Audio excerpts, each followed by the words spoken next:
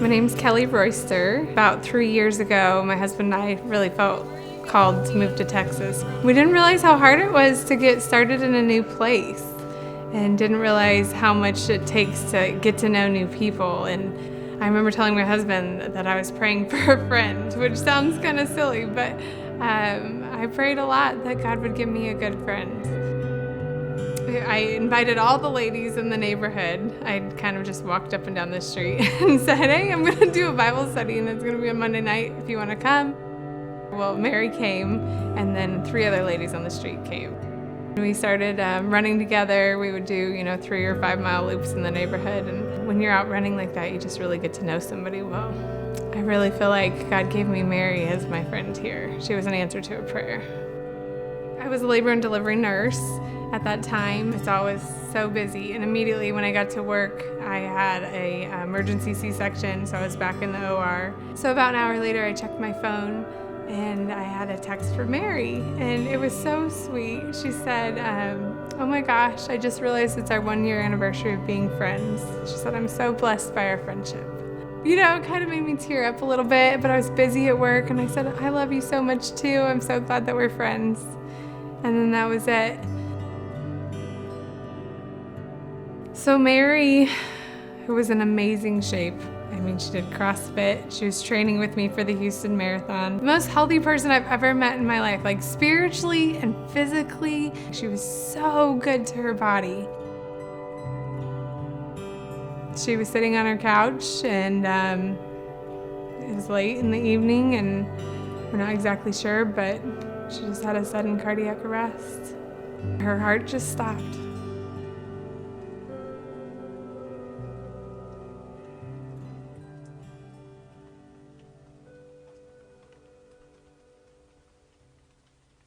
I was born with a bicuspid aortic valve, but I had it checked every year, would do a stress test and an echo, and it looked great. And they would say every time, keep running, you're keeping your heart strong, it looks great, keep doing what you're doing.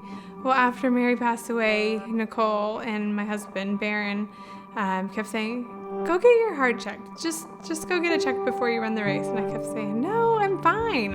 I'm okay. My heart's fine. So finally I made an appointment, and I saw the cardiologist, and she said, you look great. You're training for a marathon. I'm sure you're fine. Let's just do, an echocardiogram. And they didn't say anything. Continued with work and with training. And I got a phone call from my doctor. She said, Kelly, you need to have heart surgery to fix your valve. My valve had severely calcified to where it no longer was opening or closing. And the opening of that valve was about this big, where normally it's about the size of a quarter. She had said that if I decided to run that marathon with that kind of stress on my heart and dehydration, that most likely I wouldn't have made it. It's open heart surgery.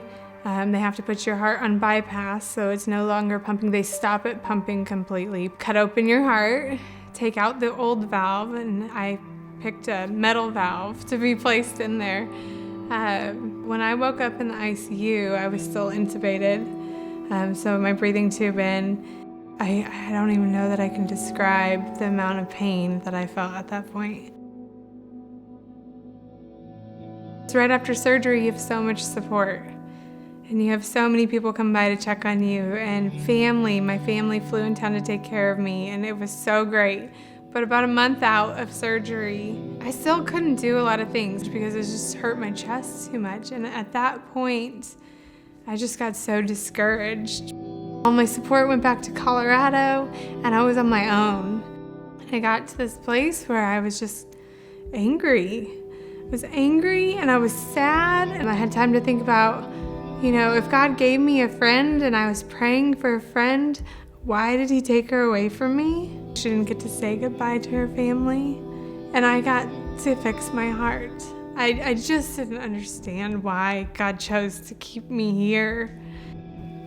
It's embarrassing because I got to this place where I just stopped praying. I stopped reading my Bible. I felt like I was living day to day, but I didn't really experience day to day. I was just getting through it. I had a second chance at life. And what was I doing with it? Like, I was just trying to block out my feelings. I was trying to hide that from my husband. I didn't want him to know how I was feeling. I felt guilty about it. The biggest turning point for me was I told my husband, and after church he said, "Hey, come with me, we're gonna go talk to Mark." I said, no, our kids are in Sunday school, they're gonna be the last ones to get picked up.